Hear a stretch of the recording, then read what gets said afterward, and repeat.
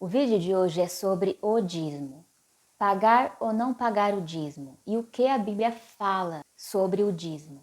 Em Deuteronômio 14, 22, quando Deus estabeleceu a lei de Moisés, Deus ordenou sobre o pagamento do dízimo. No texto é relatado que separem o dízimo de tudo que a terra produzir anualmente.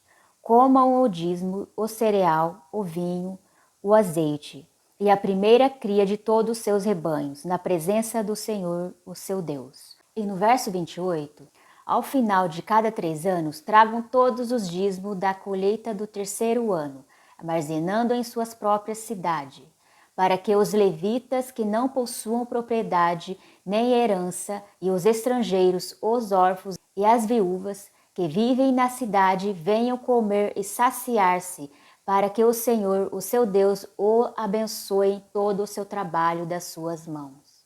O povo de Israel era dividido em 12 tribos, e a tribo de Levi, eles não tinham herança, pois eles trabalhavam no templo.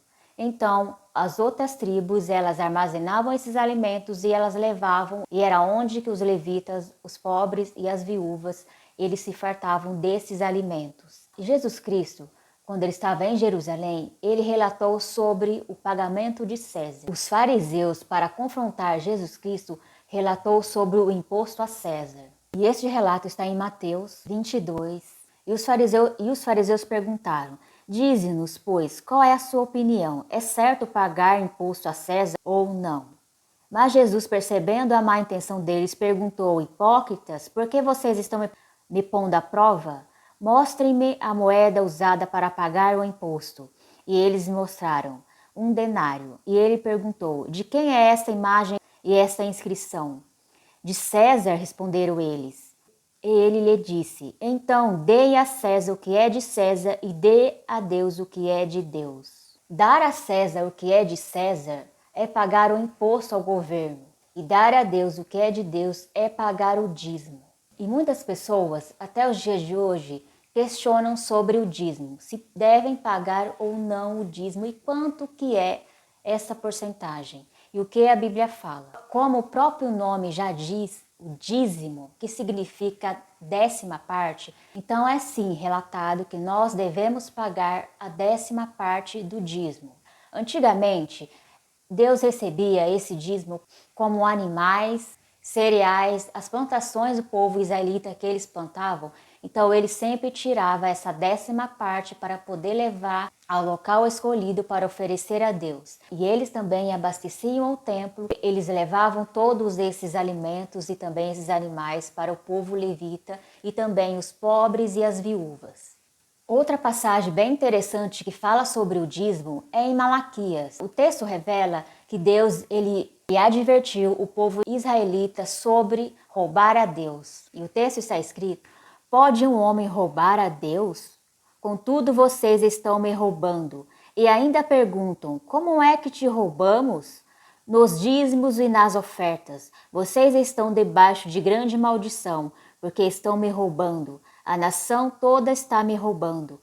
Tragam o dízimo todo ao depósito do templo, para que haja alimento em minha casa. Ponham-me à prova, diz o Senhor dos Exércitos, e vejo se não vou abrir as comportas dos céus e derramar sobre vocês tantas bênçãos, que nem terão onde guardá-las. O dízimo, sim, é uma ordenança de Deus. Como foi relatado, o dízimo era para sempre ter alimento no templo. E esses alimentos era para abastecer os levitas e também os pobres e as viúvas. E hoje em dia não é diferente.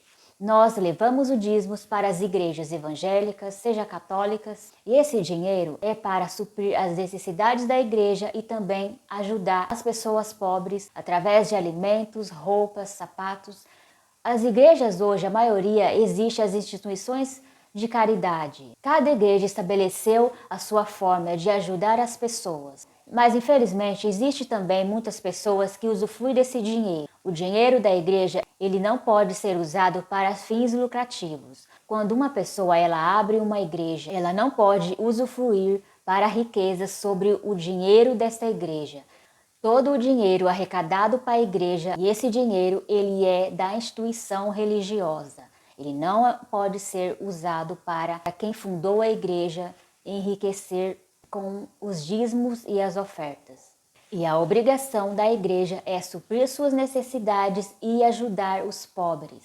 Como foi relatado no texto de Mateus que dar a César o que é de César e dar a Deus o que é de Deus, Jesus Cristo confirmou o pagamento do dízimo que nós devemos sim realizar.